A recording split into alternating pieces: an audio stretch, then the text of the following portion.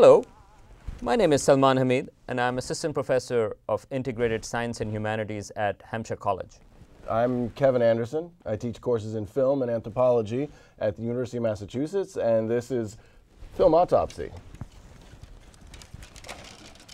Amongst your inventory, I've been led to believe is a specimen I'm keen to acquire. When I hear that trumpet sound, What's your name? I'm gonna rise right out of the ground. Django. Then you're exactly the one I'm looking for. Hey, stop talking to him. Calm down. I'm simply a customer trying to conduct a transaction. Last chance, fancy pants. Oh, very well. Hello and welcome to a film autopsy of Django Unchained. New film written and directed by Quentin Tarantino. It's actually nominated, has a number of nominations this year for the Oscars.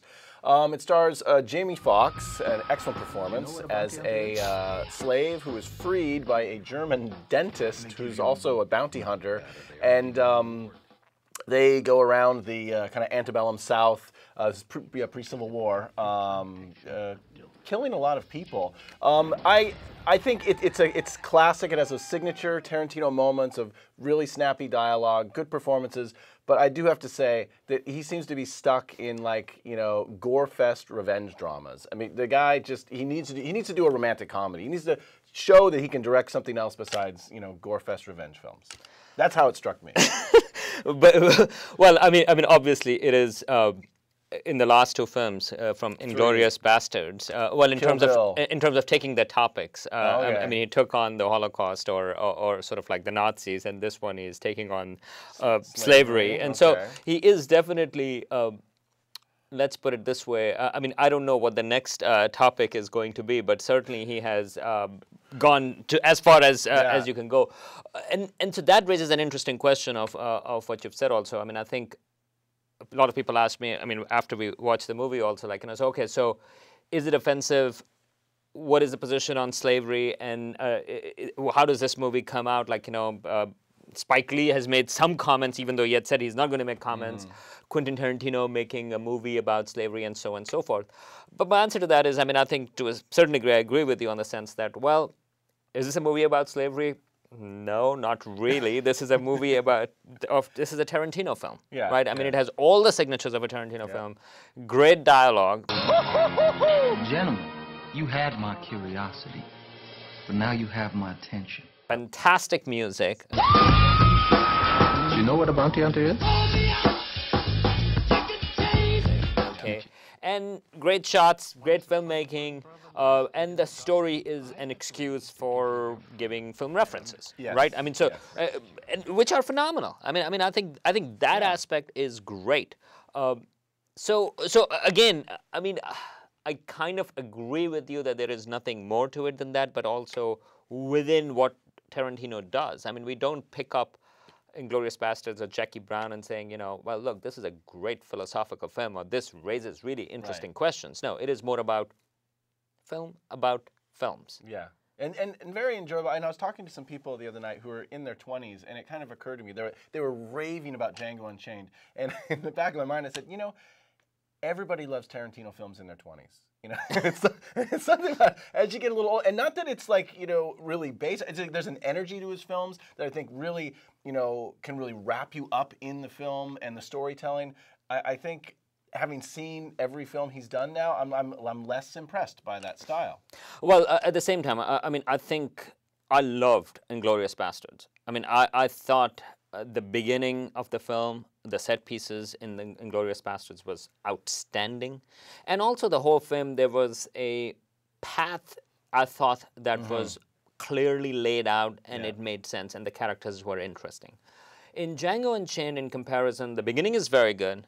There are a couple of set pieces, including there's one when they go to a town with a sheriff in there, and that's also a very good set piece. There is a very funny scene with the KKK that are trying to put on their hoods and so on and so forth. I don't want to give it away because it's really funny. Okay. But then the movie dragged a bit, and I was surprised because normally his films are more fluent. And Inglourious Bastards went through.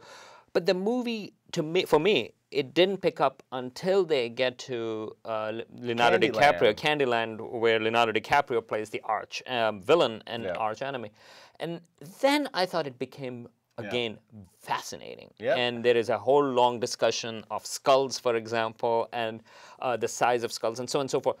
Phenomenal, right? But in between, I was bored. And all the mountains, like we'll have to go do the winter in the mountains. It's like, I mean, it was just, he wanted to do an homage to Jeremiah Johnson or something. But it was pretty, but it was beautiful. I mean, like, you know, the scenes were beautiful, yes. But it wasn't going anywhere. So I think in that sense, again, I think it wasn't as finessed, it wasn't as effective as Inglourious Basterds. It's 2 hours 45 minutes. It could have been 2 hours and 10 minutes. Yeah, I think a shorter film. Okay, but at the same time, there are some really funny things, and one of the things that I really liked, apart from KKK stuff, but the other thing that I really liked was that you say KKK are hilarious.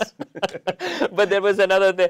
It's like they're in between a major shootout, and of course, this is not a giveaway that it's a Tarantino film, and towards the end there is a mega shootout, right? And there's this one guy who keeps on getting shot, and like, you know, but in like non-vital parts of his body. So. and this is just a small thing, but this is just a joy. I mean, you can see Tarantino and the people around him having fun.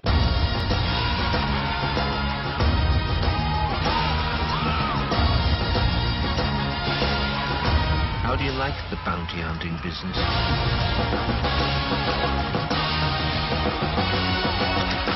One of the other joys, I think, are the performances. I mean, Leonardo DiCaprio, very enjoyable to watch. Christoph Waltz, again, excellent. He's nominated. And one, I'm surprised, Jamie Foxx is not nominated for his performance because he was fantastic. The D is silent. So yeah, it is enjoyable. It's just it's like a solid B when this guy should be doing A work. Right, and also. I mean, again, I don't think the offensiveness regarding the slavery theme and the violence and stuff like that, I mean, I think people should not take it from that perspective. I think people should look at it as a Tarantino film. It follows the script of Tarantino film. Its violence is Tarantino. Its offensiveness is Tarantino. So if you don't like any of his other films, well, you're not going to like this one either. But I think if you have enjoyed it, you are going to do that. But before we go, I want to ask Kevin a question, and that is about the shooting of a widow. You keep on coming up, so tell me about that. I think the woman who plays Leonardo DiCaprio's sister, who's widowed, is only in the film to be killed at the end. And it raises an interesting ethical question, which is after Django has killed all the white people and some of the bad black people, Samuel L. Jackson. Fantastic, who was fantastic. Right. He shoots the woman of the house who has never wronged him, never offended him. Actually, in a moment of embarrassment, she kind of asked his wife to cover up when she's being humiliated. But I think it's Tarantino's way of saying, if you're white and you have benefited from slavery, then you are guilty, even if you've never wronged a black person. And I think the jury's out as far as I'm concerned as to whether or not. But that's true. But I think it's interesting that character is only there to be killed at the end. Otherwise, she has really no relevance to the story. She did so play. He's making a pretty She did play statement. good harp. I mean, wasn't she playing Mozart on that? Like, you know, so maybe he doesn't like classical music. I think that's an interesting point. And also, in one of the interviews, Tarantino was saying that he was asked, like, you know, whether African American actors were offended during the film, and he said no. He said the only people who got offended was actually one or two from the South who said that they were offended by the caricature. Of the white South, which is interesting, which I think has some valid point as well. Definitely not very. It's pretty negative. So see it again. Not the best Tarantino, but still it's an interesting film because of Tarantino himself. He always does interesting work. So. Django Unchained with a D. Django Silent. Silent. I remember